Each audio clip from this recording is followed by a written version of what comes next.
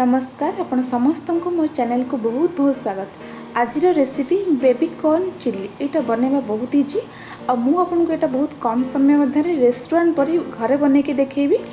जदि मो चैनल नुआ अच्छा सब्सक्राइब करने को जमार भूलि आ बेल आइकन निश्चिंत भाव में क्लिक करेंगे जहाँद्वारा नुआ नुआ वीडियो नोटिफिकेशन आपण मानक पाखे पहुँचीज। एठी मु बेबी कॉर्न नहीं 200 ग्राम एटा परिवा मार्केट रे अवेलेबल मिल जिवो नहले तो आपण माने ऑनलाइन साइट रु भी मगै परिबे। एटा को भल से आम धोईकी नहीं जिबा एबे मु आको धोईकी भल से सफा कर नहीं छि आको 4 फाड़ साइज रो मु काटी छि मझिर 2 फाड़ तापर 2 फाड़ शेप कर छि। आपन को जेमिति शेप आपनकर पसंद डायमंड शेप स्क्वायर शेप आपन सेमति काटी परिबे। तापर एटा को आम बॉईल करबा। एठी मु गोटे सस्पेन रे किछि पानी नहीं आ अल्प टिके लुण देछि एथिरे सब कटा होइतिबा बेबी कॉर्न को आमे ऐड करबा। या को आमे 5 रु 6 मिनिट टिके बॉईल करबा जेहेतु एटा बहुत हार्ड थाए सेति पई एटा को आमे टिके बॉईल कर दिले टिके सॉफ्ट हे जिवो आ हमको छाणिला बेले मध्ये बहुत कम टाइम लागिवो। तो एटा देखन तबे भलो से फुटी आसलानी आको एमती मझिर मझिर आमे गोई नै जिवो आ आको आउ टिके टाइम फुटिया पे आमे छाडी देबा। तो एटा को आमे बे साइड रे रखि देबा। चलନ୍ତୁ देखिबा कॉर्न चिल्ली पाई मु आउ सब कौन कौन सामग्री यूज करछि।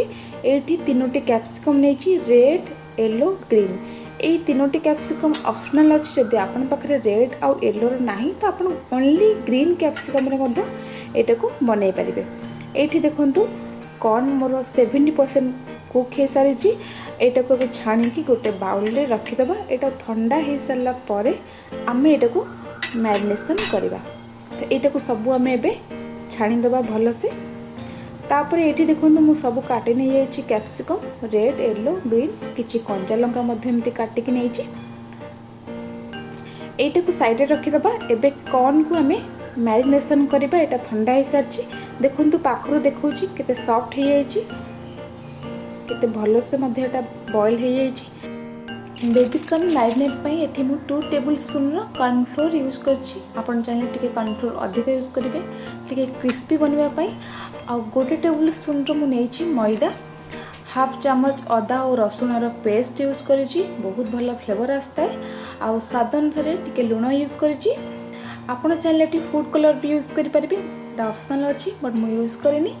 ए सब आम भल से हाथ रे मिसई नहीं जिबा जेमती कॉर्न ऊपर गोटे भल कोटिंग आसी जिवो आ छाणिला बेले बहुत क्रिस्पी बनिबो। भल से आको मिसई नहीं जिबा। जदि टिके ड्राई लागुची आपण अल्प टिके पानी रो छिटा देके आको भल से मिसई नहीं जानतु। एठी मैरिनेट रेडी हे सारची एटा को साइड रे रखि दबा। एबे पैन गरम हे सारची सेथिरे आमे केयरफुली सबतक कॉर्न को धीरे धीरे ऐड कर नहीं जिबा आ गैस रो फ्लेम को लो रो मीडियम रे रखिबा आ को क्रिस्पी होबा जे आमे दुई पट फ्राई करबा। एठी सबतक कॉर्न मु ऐड कर नहीं जाईची। एबे एटा को आमे टिके स्पून रे गोटे साइड हे सला परे आरो साइड को आमे उल्टे दबा आ एटा को सेमती लो टू मीडियम फ्लेम रे आमे क्रिस्पी होबा जाय फ्राई करबा। देखंतु एठी मोर कॉर्न क्रिस्पी है कि फ्राई हो सारी आ जदि टिके कलर ऐड होता बहुत बढ़िया कलर आसता। एमिति भी बहुत भल कलर आसी। आईटा को आपन एमिति भी खाली खाई परिबे चाट मसला किंबा ब्लैक सॉल्ट मिसई की बहुत टेस्ट लागिबो। एटी मु सबतक कॉर्न रेडी कर सारी आ आपन पाखरो देखौछि केते बढ़िया से क्रिस्पी बनिछ देखंतु। एबे हमें चिल्ली बनेबा ग्रेवी जोटा सेति सेम तेल रे मु किछि रसुण कटा हेतिबार अदा ए सब तक ऐड करछि आपको टिके फ्राई करबा टिके कंचा स्मेल जिबा जाय अदा और रसुण रो एटा टिके फ्राई हो सारा परे एथिरे मोबे काटी रखिथिबा कंचा लंका यूज करछि। आपन जेतिके राग खाउथिबे सेही हिसाब रे कंचा लंका एथिरे यूज करि परिबे। ए सब देके टिके गोळै नै जिबा। तापर एथिरे मो दुईटा मीडियम साइज रो प्याज को स्क्वायर साइज रो काटी के ऐड करछि। एटा को हम प्याज सॉफ्ट हो जाय फ्राई करबा। एठी प्याज मोर सॉफ्ट हे सारिछि। एबे एथिरे काटी रखिथिबा कैप्सिकम सब आमे ऐड करबा। एको टिके आमे फ्राई करबा। एबे सब दे सला परे आपको भल से आमे मिसई नै जिबा।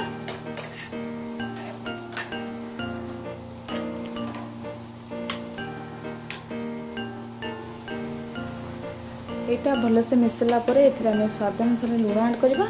कैप्सिकम कंजा स्मेल जावा जाए आगे भाजवा। कैप्सिकम नथिले भी आप ओनली पियाजटा बन पारे। ये मोर सबतक भलसे बनी सारी। एवं ए गोलमरीच हाफ टेबुल स्पून टे दबा।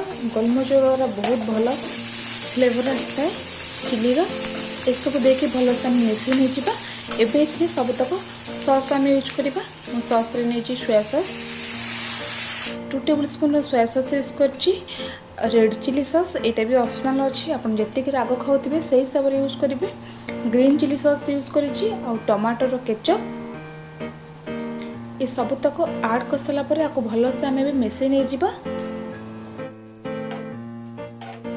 भलसे यहाँ को मिसेई सारापर आमे 1 table spoon cornflour half cup पानी रे मिसेकी एथरे ऐड करबा चिलीर थिकनेस बनवाई भल ग्रेवी बनवाई। तो यहीटा को आम 2 ରୁ 3 मिनट आउ टिके कुक करबा।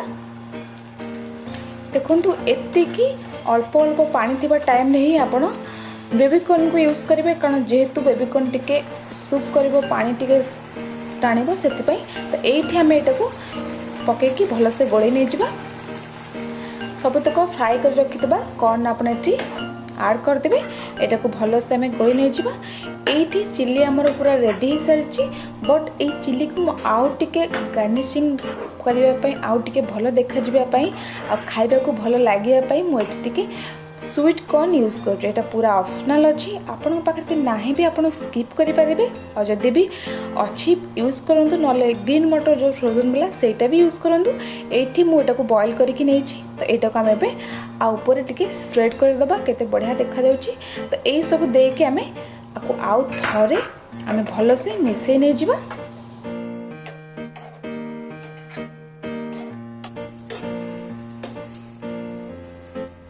एठी आमर रेडी हो सारी बेबी कॉर्न चिली। यहाँ को आउ टे मु गार्निशिंग कर दूसरी धनिया पत्र रे। एटा को एबे मु आपण मानकु प्लेट को काढ़ी के देखौची केते स्पाइस अप बनेची। एठी रेडी हो सारी आमर baby corn chilli spice up yummy. पूरा रेस्टोरेंट जमती आम ऑर्डर करके बाहर खाई था। आपण माने मध्य एमती घरे बनातु आ मते कमेंट करी कहतु मोर रेसिपी आपण मानकु केमिति लागिला। एटा छोट बड़ समस्त को बहुत पसंद आसीबो। आपण एटा भात रुटी नान फ्राइड राइस सबुथिरे मध्य एटा खाई परिबे। बहुत टेस्टी लागिबो। आपण मानकर छोट छोट कमेंट मते बहुत मोटिवेट करे। जदि मो चैनल नुआ अछंती प्लीज सब्सक्राइब करे को जमा भूलिबेनी। पुणी देखा नुआ